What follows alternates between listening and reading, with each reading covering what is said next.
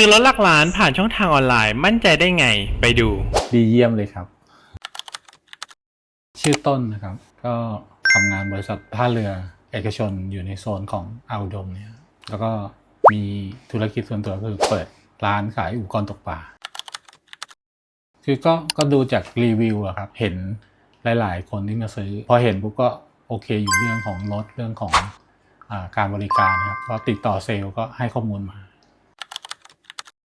ไม่ยุ่งยากครับก็ยื่นเอกสารไปแป๊บเดียวก็ได้รับอนุมัติเลยถ้าจริงๆแล้วก็วันเดียวรู้เรื่องว่าผ่านแล้วคือยื่นผ่านระบบไปก็จากที่ดูรีวิวแล้วก็เต็นท์ก็มีรถหลากหลายค่อนข้างที่จะเป็น